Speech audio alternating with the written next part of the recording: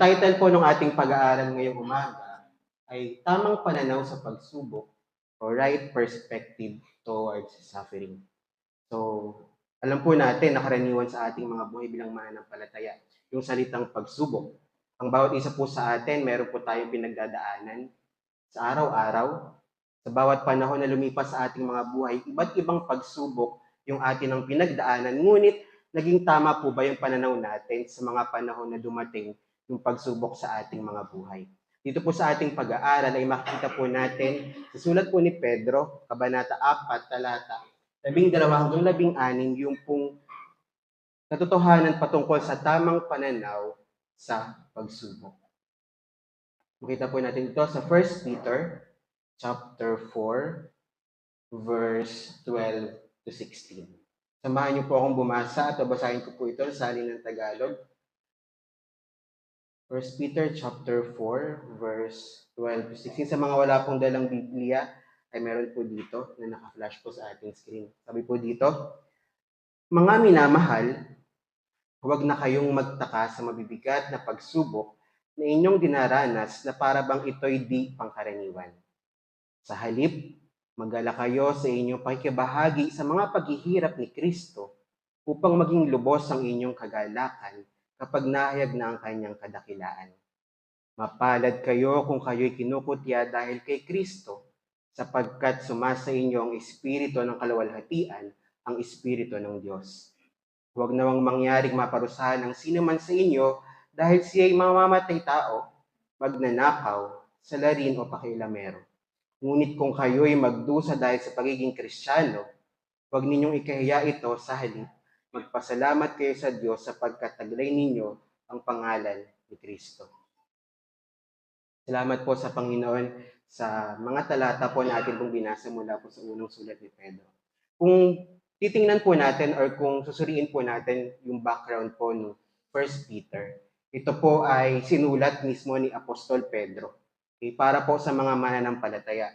At ang sabi po sa mga pagsusuri regarding po sa 1 Peter, ang layunin po kung bakit sinulat ito ni Pedro ay upang bigyan po ng encouragement, bigyan po ng paalala yung bawat mananampalataya noon sa panahon niya na nagkalat po sa iba't ibang dako sa mundo, na dumadanas po ng pagsubok. Anong pagsubok po ito? Dumating po kasi sa pagkakataon na ang Roma po ay, andun po yung mga mananampalataya, mga Hentil, at meron din pong mga Hudyo. Sa panahon po ng paghahari ni Haring Nero, ay nagkaroon po ng sunog. Nasunog po yung mga gusali, yung mga pag-aari ng mga Romano. At para ialis po yung sisi kay Haring Nero, gumawa po ng paraan si Haring Nero para yung mga Hudyo po, mga mananampalataya, mga Hentil, yung sisihin ng mga Romano na nawala ng pag-aari. At ang nangyari po dito, dahil ibinaling po ni Haring Nero sa mga mananampalataya yung sisi, nagkaroon po ng pagtaas ng persecution sa mga mananampalataya sa panahon ito. At ang persecution po na ito ay umaabot hindi lamang sa pag-persecute, hindi lamang sa pagsasabi ng mga masamang salita, kundi hanggang sa kamatayan ay umaabot yung mga mananampalataya.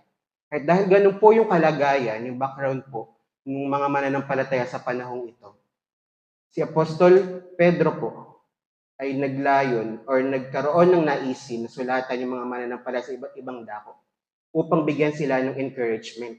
Na sa kabila ng kanilang pinagdadaanan ay meron tayong buhay na pag-asa. Sa chapter 1, binigay po yon ni Apostol Pedro. Na tayo, kayo na mga mananampalataya, ay merong buhay na pag-asa at yung pananampalataya na ito na merong buhay na pag-asa ay dadaan sa isang pagsubok tulad ng ginto na pinaraan sa apoy upang malaman talaga kung ito ay tapat or dalisay. At ganoon din, kaakibat nung habang sila ay pinapersecute, sa chapter 2, pinaalalahanan sila ni Apostol Pedro na magpatuloy pa rin kayo sa tamang pamumuhay kahit na kayo ay inuusig. Na dapat na hindi kayo magkakaroon ng pagkakasala sa kabila ng pag-uusig na inyong dinadanas.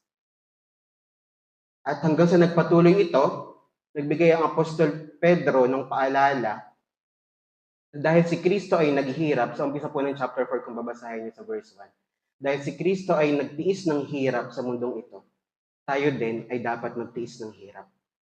Hindi alang-alang sa ating personal na interes, kundi alang-alang sa Panginoong Jesus. At sa pagpapatuloy ng chapter 4, binigay din dito ni Apostol Pedro na bilang mga mananampalataya, ito na yung bago nyong buhay. Kung dati, hindi kayo nakakaranas ng mga pagsubok dahil andon kayo sa normal at gusto ng sanlibutan. Pero dahil kayo ay mga binago na at mga mananampalataya ng Panginoong Jesus, dapat ito na yung inyong napagdadaanan. At kaakibat nito, parte nito at bahagi nito ng panibagong buhay na meron ng isang mananampalataya ay yung pagdaan sa pagsubok. At dito po sa mga binasa po natin, makikita po natin yung mga katotohanan na pinahayag ni Apostol Pedro patungkol sa tamang pananaw sa pagsubok. Right perspective towards suffering. Sabi po sa verse 12, mga minamahal, huwag na kayong magtaka sa mabigat na pagsubok na inyong dinaranas na para bang ito'y di pangkaraniwan. Sa English, beloved, do not be surprised at the fiery trial when it comes upon you to test you as though something strange were happening to you. So, pinalala muli ni Apostol Pedro na hindi na dapat magtaka kayo ng mga mananampalataya. Mga minamahal, hindi na dapat kayo magtaka. Bakit? Kung titingnan po natin yung iba't ibang mga tao sa Biblia, makikita po natin dito na totoo, sa pagsampalataya sa Panginoong Hesus, ay dadaan sa pagsubok, magkakaroon ng pagsubok ang isang mananampalataya. At hindi po sinabi salita ng Panginoon na once na ikaw ay sumampalataya, ay hindi ka na makararanas ng iba't ibang pagsubok. Na magiging okay na lahat. Na magiging smooth na lahat. Kundi once na sumampalataya ka, lalo mong makikita na hindi madali ang pagiging Kristiyano, lalo na po sa panahon na yon.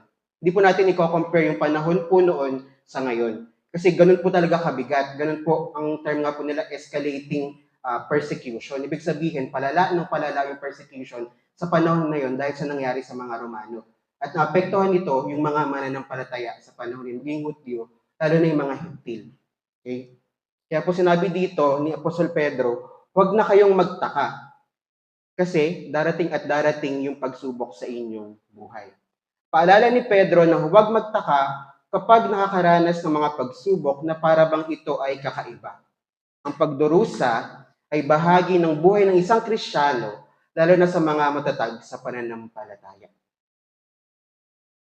Iba-iba po yung mga pagsubok na ito na maaari pong maranasan ng isang mananampalataya.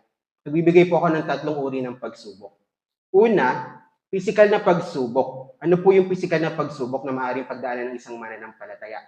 Maaaring ito ay sakit o kapansanan na magdudulot upang mahirapan ang isang tao sa kanyang buhay. Pangalawa, emosyonal o mental na pagsubok gaya ng problema o alalahanin na maaaring magdulot na mabaling yung pansin o pananaw ng isang tao kapag dumaranas siya sa pagsubok. At pangatlo, hindi po lingid sa ating kaalaman yung spiritual na pagsubok. Ano po ito? Kasalanan. Ito pong 3 pagsubok na ito, maaaring dumating sa buhay ng isang mananampalataya. At sa panahon po na yon, ng pagsulat ni Apostol Pedro, lahat po ito ay nararanasan ng mga mananampalataya. Hindi lang po tayo yung nakakaranas nito sa ngayon, kundi noon pa man ay nararanasan na ito. Bibigay po ako ng example sa mga tao na nakaranas po nito. Si Job. Ano pong pisikal na pagsubok yung kanyang pinagdaanan? Sa lumang tipan. Nawalan siya ng anak, nawalan siya ng ari-arian, itinakwil siya ng kanyang mga kaibigan, ngunit sa kabila nito ay hindi po niya nagawa na tumalikod at patuloy po siya na humarap at nagpuri sa Panginoon.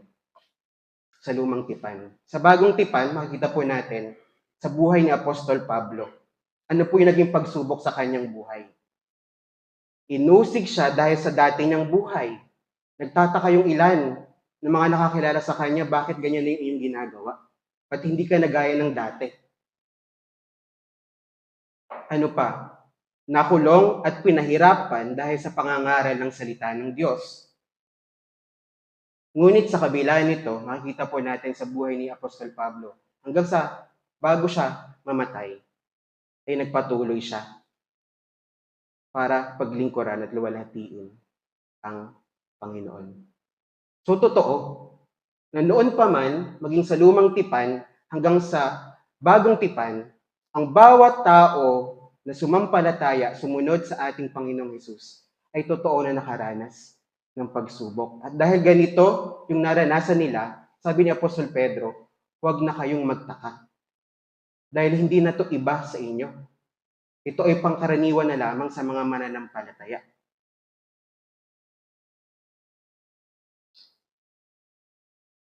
Ilan po sila sa mga tao sa Biblia na nagtiis ng maraming pagsubok dahil sa pananampalataya. Kaya nasabi ni Apostol Pedro na hindi na dapat kayo magtaka. Dahil nararanasan din ito ng mga naunang mananampalataya ng Panginoong Hesus hanggang sa panahon natin. At makikita po natin yung isang katotohanan sinasabi ng salita ng Panginoon sa 1 Peter chapter 5, verse 9 to 10. Yung pong binanggit na panahon na dadanas po tayo ng pagsubok ay napakagandang katotohanan po sa loob ng maikling panahon. Yun po yung period na dadanas ang isang mananampalataya ng pagsubok. Ano po yung maikling panahon na ito? 25 years? 30 years? 80 years? 70 years? Ano po yung maikling panahon na ito? Yung maikling panahon po na ito yung panahon na lalagi tayo dito sa mundo. Ngunit, kung ikukumpara natin yung maikling panahon na binabanggit ni Apostol Pedro sa hinaharap na meron ng isang mananampalataya, makikita po natin at hindi na tayo magtataka at hindi na po magiging hindi pangkaraniwan sa atin ang pagsubok. Kasi ano po ba yung hinaharap ng isang mananampalataya pagkatapos ng maikling panahon? Pangwalang hanggan. At ayun po yung lens na meron si Apostol Pedro habang sinusulat po niya ito. Ang pagsubok ay sa maikling panahon lamang kumpara sa pangwalang hanggan, kaluwalhatian na ipinangako ng Diyos nakakapuntahan ng isang mananampalataya. At pagkatapos nito, ano yung sinabi sa verse 13? Sa halip, dahil merong pangwalang hanggan tayong hinaharap, sa halip, magalak kayo sa inyong pakikibahagi sa mga paghihirap ni Kristo upang maging lubos ang inyong kagalakan. Kapag nahayag na ang kanyang kadakilaan, mapalad kayo kung kayo kinukutya dahil kay Kristo, sapagkat sumasa inyo ang espiritu ng kaluwalhatian, ang espiritu ng Diyos. But rejoice in so far as you share Christ's sufferings, that you may also rejoice and be glad when His glory is revealed. If you are insulted for the name of Christ, you are blessed, because the Spirit of glory and of God rests upon you. Dahil merong pangwalang hanggan sa kabila ng maikling panahon na pagsubok na dadanasin ng isang tao, ano yung iniuutos sa salita ng Panginoon? Magalak. At nilalagay sa puso at isip natin sa pamagitan ng salita ng Panginoon na mapalad ng isang taong dumadanas ng pagsubok dahil sa Panginoong Jesus. Ito din po ay binanggit sa sulat po ni Santiago. Makikita po natin, James chapter 1 verse 2 to 3. Sabi po dito, mga kapatid, magalak kayo kapag kayo dumaranas ng iba't ibang uri ng pagsubok. Dapat ninyong malaman na nagpapatatag ng ating pananampalataya ang pagsubok na ating pinagdadaanan. So hindi na po bago yung utos sa atin, yung tamang respond kapag dumarating yung pagsubok. Yung katotohanan, ano po yung naging respond natin sa pagsubok? Hindi po lingid sa ating kaalaman na halimbawa may mabigat, sobrang bigat na pagsubok yung dumating sa atin. Physically, emotionally, mentally, or spiritually. Isa lang po talaga naging respond natin. Tayo ay nahihirapan, nalulungkot, normal po yan. Hindi po ibig sabihin na ikaw ay nalungkot, nahirapan, na hindi na tama yung iyong puso. Normal yan naging respond ng isang tao. Ngunit bilang mga mananampalataya, katulad ng paalala dito, Nawa ay maalala natin na sa kabila ng lungkot at hirap na dinadaanan natin dahil sa pagsubok na ating kinakaharap, ay merong utos ng Panginoon na magalak tayo, hindi dahil nakakaranas tayo ng pagsubok, kundi dahil merong pangwalang hanggan tayong hinihintay. Dahil merong pangako ang Diyos sa bawat mananampalataya. Dahil merong kaluwalhatian na hinihintay ang isang mananampalataya. Sabi po sa 1 Peter chapter 1 verse 6, ito'y dapat ninyong ikagalak kahit na maaring magdanas muna kayo ng iba't ibang pagsubok sa loob ng maikling panahon. Romans chapter 8 verse 18, para sa akin, ang mga pagtiis natin sa kasalukuyan ay hindi maihahambing sa kaluwalhatiang mahayag sa atin balang araw. At 1 Peter chapter 5 verse 9 to 10, ito po binanggit ko kanina. Huwag kayong matatakot at magpakatatag kayo sa inyong pananampalataya sa Diyos. Tulad ng alam ninyo, hindi lamang kayo ang nagtitiis ng kahirapan, kundi pati ang inyong mga kapatid sa buong daigdig. Pagkatapos ninyong magtiis sa loob ng maikling panahon, ang Diyos na siyang pinanggagalingan ng lahat ng pagpapala, ang siyang magbibigay sa inyo ng kaganapan, katatagan at lakas ng loob at isang pundasyong hindi matitinag. Siya ang tumawag sa inyo upang makibahagi kayo sa kanyang walang hanggang kaluwalhatian kasama ni Kristo. Ito ay binabanggit ko kanina na maikling panahon na pagdadaanan ng isang tao. Hindi natin bibilangin yung taon habang tayo ay nabubuhay. Kundi bibilangin natin yung araw na papalapit tungo doon sa kaluwalhatian habang dumadaan tayo doon sa pagsubok. Siguro pag binilang natin yung mga taon na dumadaan, parang ang tagal naman. Pero kung titingnan natin yung kaluwalhatian pang walang hanggan na darating sa atin after ng maikling panahon, hindi tayo maiinip kasi alam natin na tiyak at totoo na dadating at pupunta tayo dun sa pinangako na yun ng Panginoong Jesus.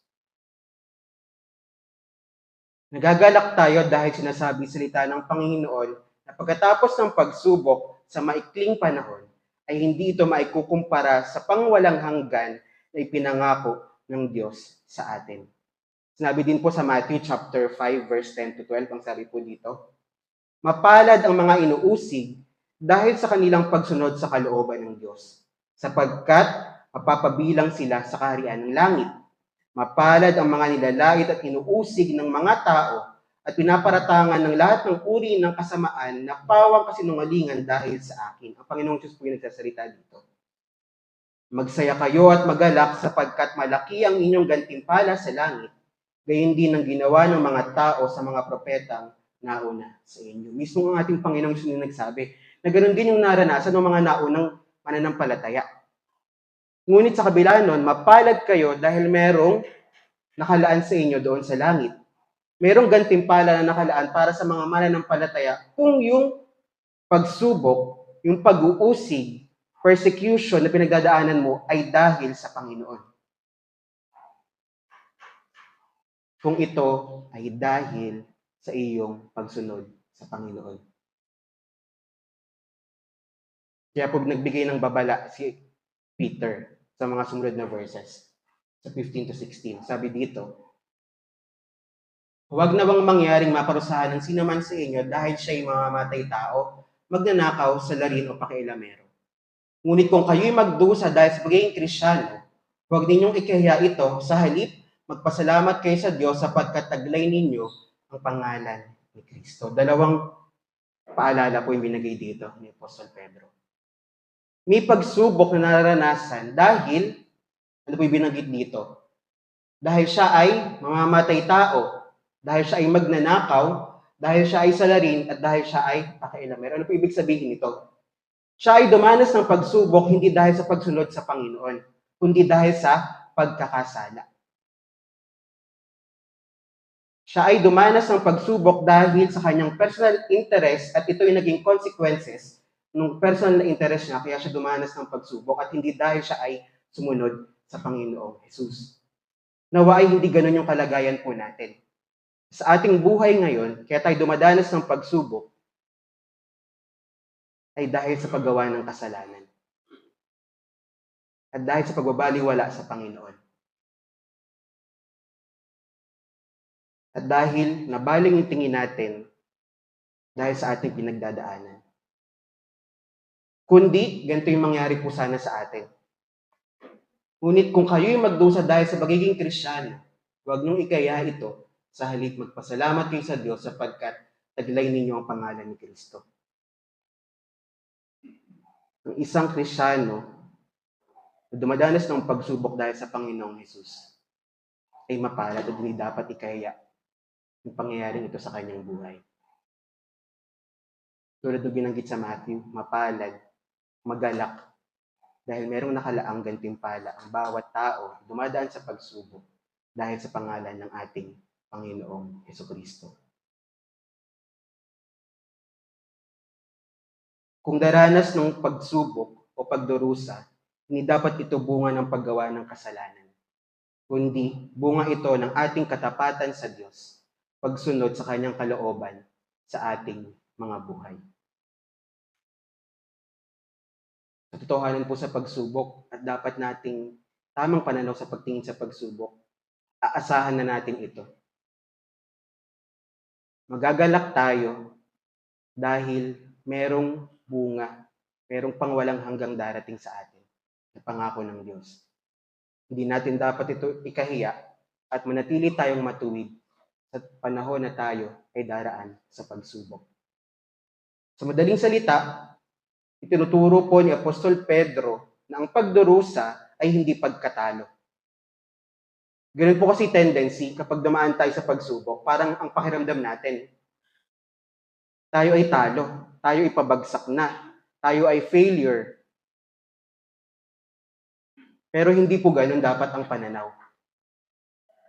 Kundi patunay ng tunay po na pananampalataya, pagkakataon upang lawalatiin ng Diyos, at ito ay daan patungo sa walang hanggang kagalakan nilaan po sa bawat mananampalataya.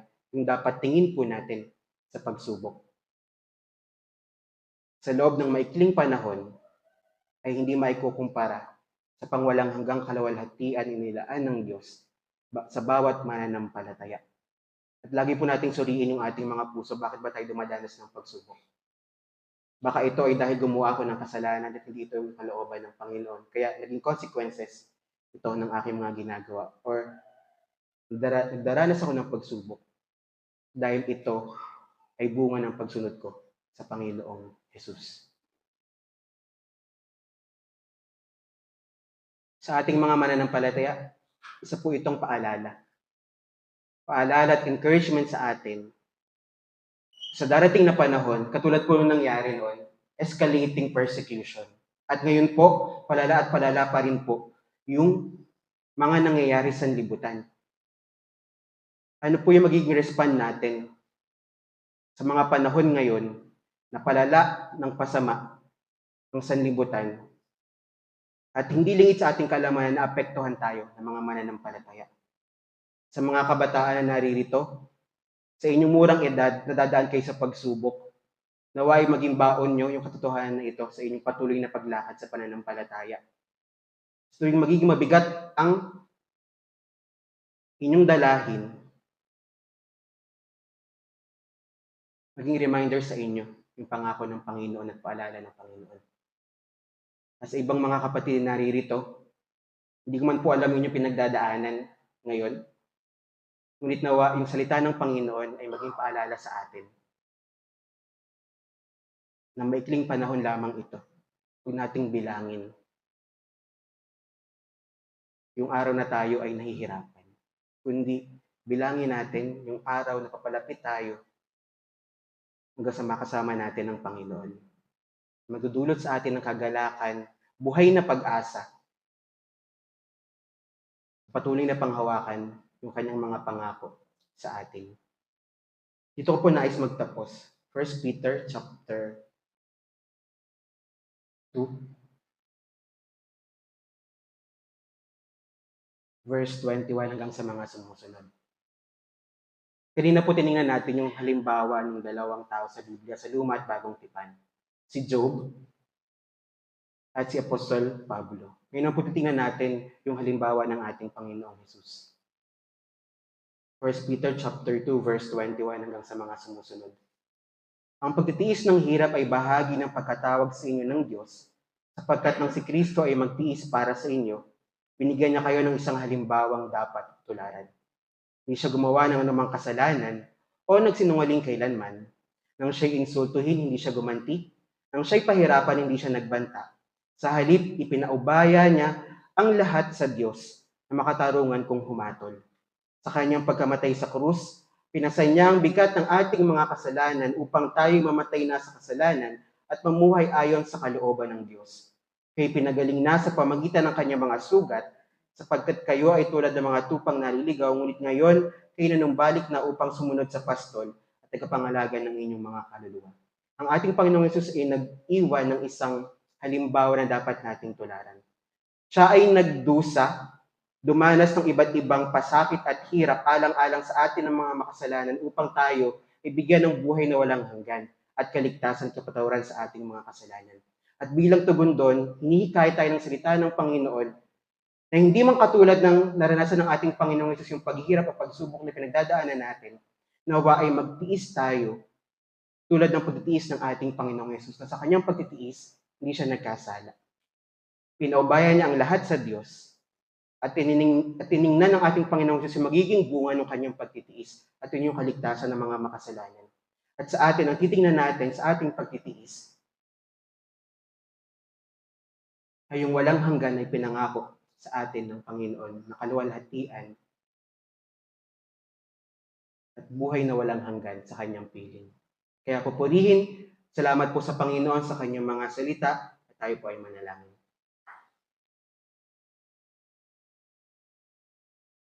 Panginoong Diyos, Ama naming banal, kami po ay purit nagpapasalamat sa oras na ito. Sa pagkakataon na makita po namin ang mga katotohanan sa inyong mga salita, mga katotohanan namin po magagamit sa aming patuloy na paglakad sa aming pananampalataya.